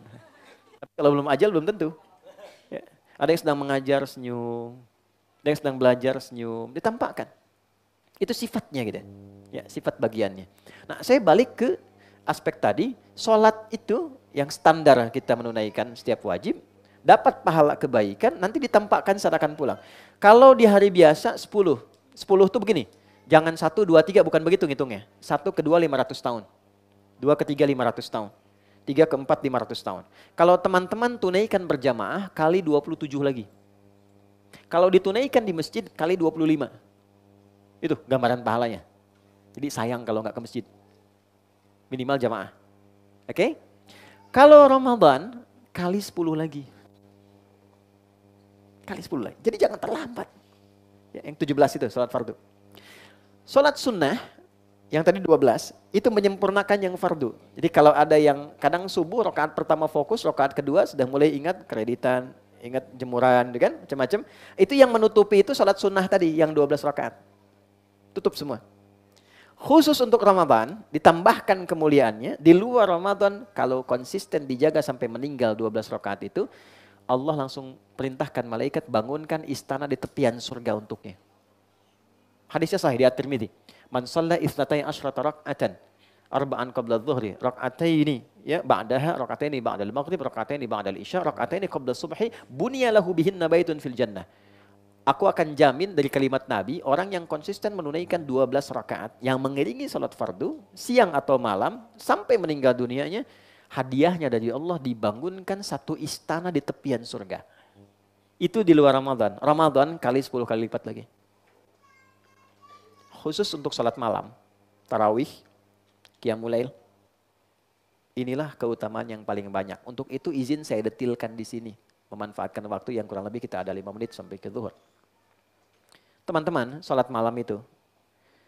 Begitu diputuskan besok Ramadan, malamnya kan tarawih ya, dimulailah paket Ramadan. Orang menduga Ramadan itu mulainya saat puasanya. Ternyata Allah langsung declare Ramadan itu satu paket siang dan malam. Dimulai malamnya, malamnya sholat, siangnya puasa. Jadi kalau ada bukan kita ya. Ada orang puasa, malamnya nggak sholat, puasanya sah. Dia nggak sholat tarawih, dia tidak mendapatkan kesempurnaan Ramadan. Apa dalilnya? Al-Baqarah ayat 187 di ujung ayatnya. Thumma atimmus siyama ilal lail. Ya uhilla lakum laylatas siyami rafathu ila nisaikum hunna libasul lakum wa antum libasul lahunna alimallahu annakum kuntum takhtanuna anfusakum fataba alaikum fal'ana bashiruhunna. Itu kan? Kemudian wabtaghu ma kataballahu lakum wa kulu washrabu hatta yatabayyana lakumul khaytul abyadu minal khaytil aswadi minal fajr. Thumma atimmus siyama ilal lail. Sempurnakan puasa itu sampai Anda mengerjakan ibadah yang ada di malam harinya. Gitu. Kan puasa sampai maghrib kan? Awas jangan terlampau soleh ya, karena ada yang memahami ayat ini sampai isya. Bukan, puasanya sampai maghrib, ba'da isyanya amalan sholat malam. Jadi tarawih itu sepaket. Nah keutamaan tarawih, dan itu amal pertama di Ramadan, kalau kita baru menunaikan saja salam 2 rakaat dan mengerjakan apa yang Nabi tunjukkan, semua dosa yang pernah dilakukan gugur seketika. Semua. Catat ini, semua dosanya gugur. Tapi saya klarifikasi dulu ya, catatan ini penting. Kecuali utang. Utang tetap dibayar, tidak lunas ya. Ya, ini catatan ulama hadis. Catatan ulama hadis. Jadi kalau ngaji hadis ini ada catatan khusus di situ. Yang digugurkan adalah dosa bukan utang, kata para ulama tuh. Ya, jadi jangan disimpulkan dan Anda tidak usah terlalu dramatis. Akhi, ya Allah aja menggugurkan dosa, masa Anda nggak bisa menggugurkan utang deh. Oke, yuk kita mulai. Yang kita bahas namanya 2 teknisnya, 3 aja. Yang ketiga doanya. Masih ada waktu? Masih ya, insya Allah sebentar ya. 1, apa namanya? Salat apa? Oke. Namanya itu sebetulnya dari Nabi itu isyaratnya qiyam Ramadan. Qiyam Ramadan. Dalilnya apa? Al-Bukhari nomor hadis 37. Al-Bukhari nomor hadis 37. Di hadis Muslim nomor hadis 759. Oke, penyampai riwayatnya sahabat Abu Hurairah radhiyallahu taala anhu. Bunyi hadisnya, kama qala Nabi sallallahu alaihi wasallam, "Man qama Ramadhana imanan wa ihtisaban, ghufira lahu ma taqaddama min dzambi." Man siapapun, teman-teman, kalau ada kata man itu sifatnya personal, tapi dibuka secara general. Cara menyikapinya, posisikan kalimat itu untuk kita secara personal, dipersonifikasikan. Misal gini, saya baca hadis itu, man qama ramadhana, saya yang baca, rasakan Rasul itu berbicara pada kita. Hei Adi Hidayat, jelas ya? Kembalikan ke diri kita. Siapapun, saya kurang sepakat dengan terjemahan barang siapa. Ya, saya sampai sekarang mencari itu barang punya siapa, nggak ketemu gitu. Ya, saya lebih enak dengan siapapun. Siapapun yang menunaikan qiyam Ramadan. Oke? Salatnya disebut qiyam Ramadan. Qama Ramadhana. Qama itu derivasi, ya, nanti turunan dari sini ada aqama, yuqimu, iqamatan, yuqimuna, aqimu. Artinya menunaikan dengan sempurna sesuai kemampuan. Lebih simpel lagi, serius, sungguh-sungguh. Jadi maksud Nabi, kalau mengerjakan sholat ini, qiyam Ramadan ini, tolong kerjakan dengan serius. Jangan banyak bercanda. Tolong kerjakan dengan sungguh-sungguh. Bagaimana caranya? Teruskan. Man qama Ramadhana. Siapa yang menunaikan ibadah sholat di malam Ramadan dengan sungguh-sungguh. Jadi sholat ini khusus hanya Ramadan saja. Di luar Ramadan nggak ada sifatnya. Apa jenis kesungguhannya? Imanan. Dia lakukan sepenuh imannya.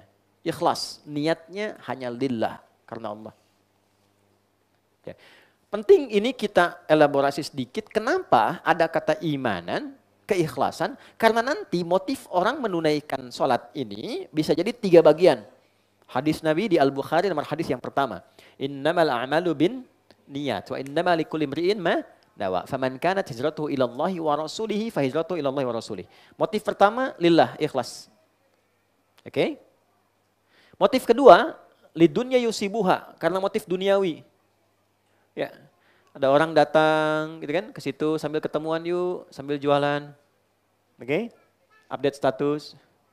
Hari ke-13 ceklik, malam ini di Istiqlal. Gitu ya, hanya untuk menunjukkan saja. Oke, pelan-pelan kita kurangi itu. Kalau ingin menginformasikan berbagi, sah, bergantung pada niat kita. Atau motif ketiga, modus. Awi mar'atin yankihuha, cari jodoh. Cari peluang gitu, inti peluang. Bisa terjadi, gitu kan? Oke, saya agak cepat saja. Dari tiga ini intinya, jaga betul niatkan karena Allah. Siapapun imamnya. Kalau memang nasibnya dapat ke situ bagus, alhamdulillah. Kurang bagus, ya alhamdulillah, enggak apa-apa. Nanti cari yang lain. Jangan keluar kata-kata yang kurang bagus. Wahtisaban, ini poin utamanya. Dan dia melakukan itu sambil mengevaluasi diri. Tadi, jadi dari, maaf ya teman-teman, dari mulai takbir sampai salam, coba hadirkan aura evaluasi diri. Sujud pertama, minta ampun sama Allah. Selama ini banyak salah, banyak dosa, banyak telat sholat, padahal pengen masuk surga, pengen husnul khatimah, nangis kita. Kedua, ingat ayah ibu, minta ampun sama Allah, belum berbakti, bahkan belum minta maaf, ada yang sudah meninggal, belum minta maaf, dan seterusnya. Sujud selanjutnya pada sama istri, istri ke suami, kemudian ke anak, ke tetangga, dan sampai rasakan aura itu. Nah sekarang saya ajarkan doa, ini yang menggugurkan dosanya. Begitu auranya dapat kita dengan keikhlasan dan kehusyuan, ghufira lahu ma taqaddama min dzambi, berpotensi semua dosanya gugur. Sayyidah Aisyah tanya, perhatikan kalimatnya. Ya Rasulullah, ara'aita in alimtu ayya lailatul qadri ma aqulu. Ya Rasulullah, kalau aku merasakan sensasi aura yang berbeda di malam aku sholat. Seakan mendapat malam Al-Qadar, tenang, nyaman. Apa yang aku baca? Bacaan inilah yang kalau dibacakan ikhlas, gugur dosa kita semua.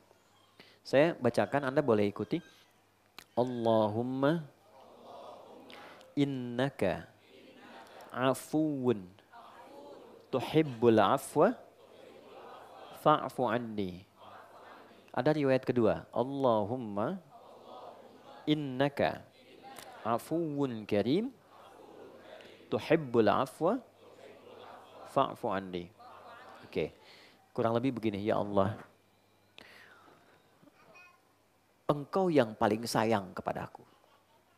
Dan engkau yang paling memuliakan setiap hambamu. Engkau yang mencintai siapapun hambamu yang memohon ampunan dan pemaafan. Hamba merasa hamba banyak dosa. Hamba mohon ampuni hamba ya Allah. Hamba salah. Begitu Anda ucapkan dengan ikhlas. Dan Anda hadirkan suasana dosa itu apa yang kita perbuat. Mengalir air mata. Air mata itulah yang mengkonfirmasi gugurnya semua dosa yang pernah dikerjakan. Jika itu bersamaan dengan komentarnya malaikat, amin kata malaikat, seketika selesai semua dosanya. Nah, itu mahal sekali. Itu hanya didapatkan khusus bulan Ramadan. Jadi nggak sembarangan. Allah sudah kasih nikmat awalnya supaya semua orang berubah. Cuma kadang esensinya nggak kita dapatkan. Itu poinnya. Karena itu jadilah dampaknya ke hati tenang. Sesuatu yang dikerjakan memberikan dampak ke hati tenang, di hati itu ada roh. Maka pekerjaan yang membuat hati tenang namanya tarwihah. Ya, minta waktu sedikit 5 menit. Tarwihah. Hal yang membuat hati kita damai, tenang, nyaman. Kalau kita kerjakan berkali-kali, minta lagi, minta ampun lagi, mohon lagi, maka bentuknya berubah jadi jama', tarawih. Nah, disinilah muncul kata tarawih. Ini. Ulama memviralkan nama tarawih sebagai sifat bagi qiyam Ramadan. Diviralkan sifatnya. Kenapa? Untuk memberikan kesan dampaknya supaya serius dan sungguh-sungguh. Sholat tarawih yuk, maksudnya apa? Kalau sholat yang tenang ya. Hatinya yang damai, yang nyaman. Pilih imam yang baik, yang enak, yang nyaman. Sehingga dampak ke hati bagus. Ya, itu yang menjadikan Sayyidah Aisyah ditanya oleh para sahabat di Al-Bukhari nomor hadis 2010 itu ditanya. Gimana sholatnya Nabi? Itu Allahu Akbar. Semua kesaksian yang sholat di belakang Nabi tidak pernah merasakan kenikmatan, tenang, damai hati sholat kecuali sholat di belakang Nabi. Kalau baca ayat rahmat, terasa kita mendapatkan anugerah itu. Kalau baca ayat neraka berlindung supaya umatnya nggak dapat itu. Kalau baca ayat surga diulang-ulang supaya umatnya dapat itu gitu. Tak terasa rakaat pertamanya 5 juz 4 halaman. Ya. Dan orang-orang yang di belakang Nabi itu besoknya tidak ikutan lagi. Ya. Akhirnya dilihat, diriset berapa rakaat Nabi sholat itu. Ya. Secara singkatnya, rakaatnya nggak ada batas, cuman standarnya 11 rakaat. Standarnya berapa? 11. Nah, 11 itu begini. Formulanya bisa 2 plus 2 plus 2 plus 2 plus 2 plus 1. Ini ada di Abu Daud, nomor hadis 1367 dari Ibnu Abbas. Oh, iya, sebentar ya. Bisa juga dengan 4 plus 3. Ini ada di Al-Bukhari. Nomor hadis 2010. Rawinya sahabat Aisyah radhiyallahu taala anha. Konfirmasi oleh Umar bin Khattab. Oke? Baik. Singkatnya begini. Nabi itu setiap satu rakaatnya itu kurang lebih 5 juz 4 halaman terus turun. 5 juz, rakaat kedua 4 juz, ketiga 3 juz terus gitu. Menyesuaikan kekuatan berdirinya. Oke? Baik. Sampai ke Abu Bakar eranya ini masih berlaku. Tapi ke zaman Umar sudah meluas, Islam sudah ke Persia, menyebar. Ketahanannya berbeda. Karena kasusnya makin meningkat ketika imam salah, makin hilang jamaah. Kan? Maka Umar dengan kejeniusannya melihat peluang di satu hadis yang diriwayatkan oleh anaknya sendiri. Itu ada di hadis Muslim nomor hadis 749 dari Ibnu Umar. Salatul laili mathna mathna wa idza khasya ahadakumul fajra falyutir rakatan wahidah. Salat malam itu yang penting kata Nabi, tunaikan 2 rakaat supaya nyaman, tenang, enggak ada batas. Kalau khawatir fajar tiba, segera tutup 1 rakaat. Jadi enggak ada batas asalnya. Tarawih itu. Silahkan mau 40, mau 39 dengan witir, ya silahkan. Umar jenius, gimana caranya berdirinya nggak terlampau lelah, tapi bacaannya kualitasnya mendekati kualitas Nabi. Akhirnya oleh beliau, yang tadi 11 ini, yang setiap 1 rakaatnya itu lumayan 5 juz dibagi 2. Supaya ini dipecah 2, 1 pecah 2. Yang 5 dibagi 2, 2,5, 2,5, itu kan? Nanti begitu 4 bagi 2 lagi, 3 bagi 2 lagi. Akhirnya gampangnya begini, jadikan kali 2 aja ini untuk menjaga kualitas bacaan Nabi, tambah rakaat tapi bacaan tetap sama. 11 kali 2 berapa? 22 plus tutup witirnya 1, 23. Inilah asalnya 23 rakaat. Jadi motivasi awalnya untuk menjaga bacaannya Nabi. Masih banyak. Nanti yang kalau sudah semakin gak tahan, dia tambah rakaat. Makanya di Madinah ada yang 37, 39. Jadi motivasinya saya pengen mendekati Nabi, pengen diikutin. Yang penting banyak ikut. Jadi intinya adalah silahkan mau 11 boleh, 23 boleh. Dan gak ada kaitan sama NU Muhammadiyah. Kamu berapa? 11 Muhammadiyah ya. Gak ada hubungan. Oke? Baik, jadi yang penting jaga, jangan sampai yang 11 rakaat hampir 1 jam, yang 23 7 menit. Allahu Akbar, kan? Nah, kita tidak boleh juga mencela, hanya kita mengoreksi diri bahwa ini rasa-rasanya kurang tepat dengan kualifikasi ini. Ya, jangan juga 11, madnya panjang tapi ayatnya sedikit. Saya tutup sekalian, sholat di pesantren, pertama masuk pesantren di Garut, itu junior, imamnya senior, tingkat tinggi paling akhir, kelas 6. Membaca madnya sempurna, 6 harakat setiap berhenti. Kan boleh 3 cara. Bismillahirrahmanirrahim. Alhamdulillahirrabbilalamin. Ar-Rahmanirrahim. Itu namanya hadar, bacaan cepat 2 harakat. Boleh pertengahan, tawassit. Ya. Bismillahirrahmanirrahim. Alhamdulillahirrabbilalamin. Ar-Rahmanirrahim. Itu 4 harakat. Yang paling panjang tiwal itu 6. Bismillahirrahmanirrahim. Alhamdulillahirrabbilalamin. Itu imamnya baca yang paling panjang. Suaranya keras. Begitu waladhdallin yang dibaca Yasin. Wah celaka saya bilang nih, baru masuk pesantren udah dapet ini. Tapi kita tawakal dan manfaat tawakal itu berkahnya banyak. Yasin, Allahu Akbar. Alhamdulillah selamat saya. Ya.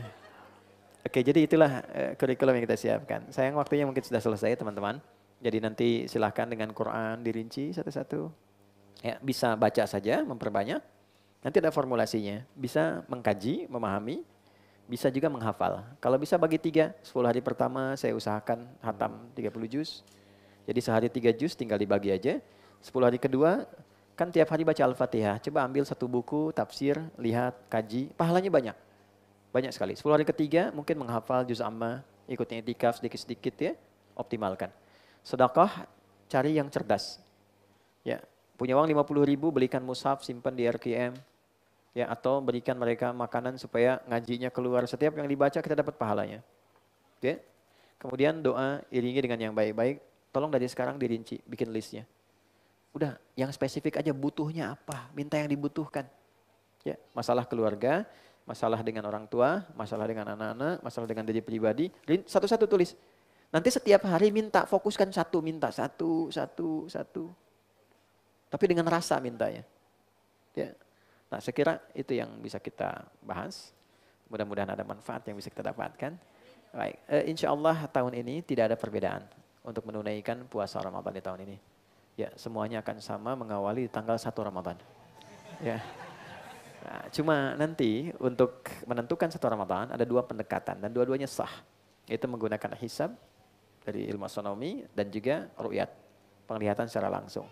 Ketinggian hilal saat di ru'yat nanti itu belum sampai ke 3, masih 0, sekian. Ya? Nah, karena belum sampai, maka orang yang berpedoman pada ru'yat itu akan menunaikannya, menggenapkan bilangan Sya'ban, menunaikan esok harinya, lusanya baru Ramadan. Sedangkan yang menggunakan hisab, berpandangan sudah masuk. Gampangnya gini lah, ada jam nih, 00 lewat 1 detik, tengah malam. Sudah pindah hari belum? Pindah hari. Tapi detikannya pindah, dari jauh kan gak kelihatan. Oke? Semuanya di 12, detiknya belum kelihatan pindah. Maka yang lihat mengatakan belum pindah tuh. Yang hisab ini jam saya digital. Sudah pindah waktu gitu. Maka di sini ditoleransi oleh Islam. Yang dilihat keimanannya. Yang mau pakai ru'yat silahkan, pakai hisab silahkan. Jadi nanti yang akan pakai hisab, besar kemungkinan diduga akan memulai hari Senin. Malamnya sudah tarawih. Yang menggunakan ru'yat akan hari Selasa. Berita baiknya, jangan khawatir, opor ayam aman, lebaran akan sama semua. Baik yang hisab ataupun ru'yat, ketinggian derajatnya sudah 6 derajat. Jadi akan sama semuanya insya Allah. Jadi ada yang 29 atau 30 hari. Ya, tapi motifnya akan berbeda. Biasanya sih nyari yang paling pendek puasanya sama lebaran. Ya, itu bergantung masing-masing. Yuk kita berdoa, mudah-mudahan doa kita dikabulkan Allah Subhanahu wa taala. Bismillahirrahmanirrahim. Allahumma nahmaduka hamdan kama 'allamtana an nahmadak. Ya Allah, saat ini kami duduk mencurahkan diri kami untuk memuji-Mu. Segenap pujian seperti yang Kau ajarkan pada kami untuk memuji-Mu. Wa nashkuruka syukran kama 'allamtana an nashkurak. Ya Allah, kami bermohon berikan kami kemampuan untuk bersyukur. Mensyukuri segala nikmat yang kadang belum kami mampu mensyukurinya. Seperti Engkau ajarkan kami untuk mensyukurinya. Allahumma arhamar rahimin.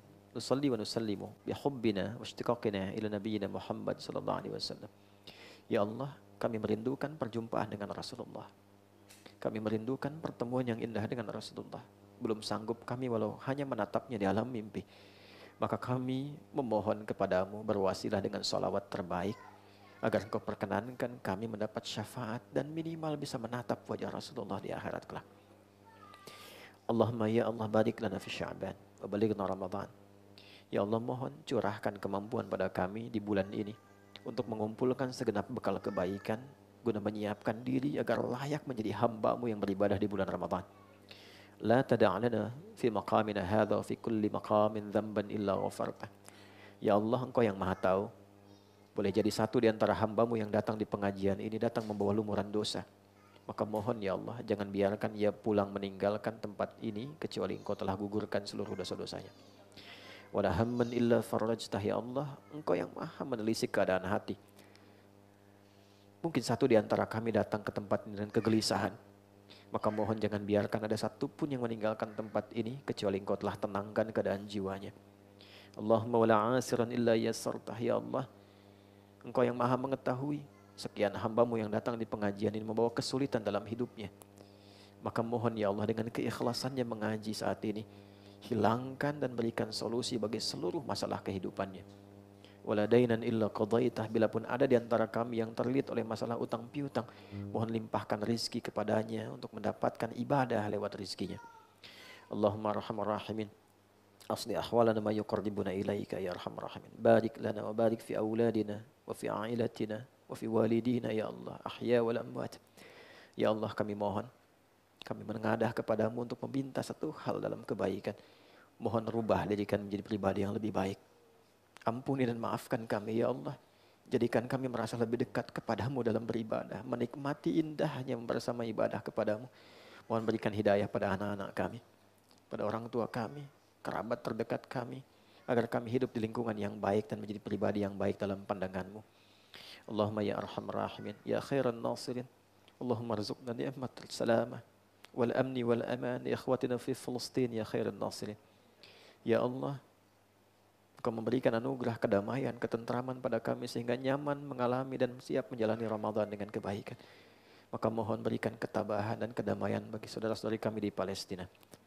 Sabarkan mereka ya Allah, dan berikan kami kemampuan untuk bisa memberikan yang terbaik sebagai pertanggungjawaban hisab kami saat kami kembali.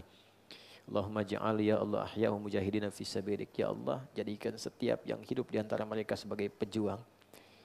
Wa mautahum syuhada, dan setiap yang wafat syahid di jalanmu.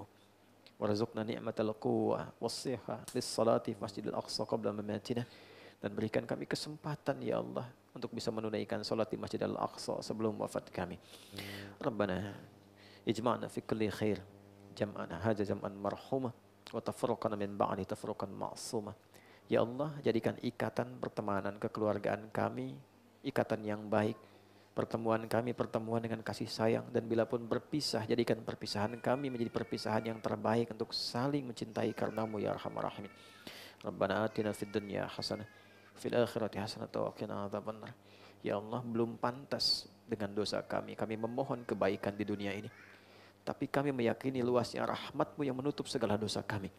Maka kami mohon, limpahkan segala kebaikan di dunia ini mampu kami raih, dan mohon anugerahkan kemuliaan di akhirat yang mampu kami jangkau, dan jaga kami, ayah kami, ibu kami, mertua kami, istri kami, adik kami, kerabat kami dari segala apapun yang dapat mengancam kami dari neraka saat kami berpulang. Bifadlika subhana rabbika rabbil izzati amma yasifun, barik hadzal makan wa barik man assasah. Ya Allah, jadikan tempat ini sebagai tempat yang baik, tempat yang menjadi saksi bahwa kami pernah memujimu, mendekatimu, dan meringankan hisab kami di akhirat kelak. Subhana rabbika rabbil izzati amma yasifun, wassalamun alal mursalin, subhanakallahumma rabbana wa bihamdika, asyhadu an la ilaha illa anta nastaghfiruka wa natubu ilaik.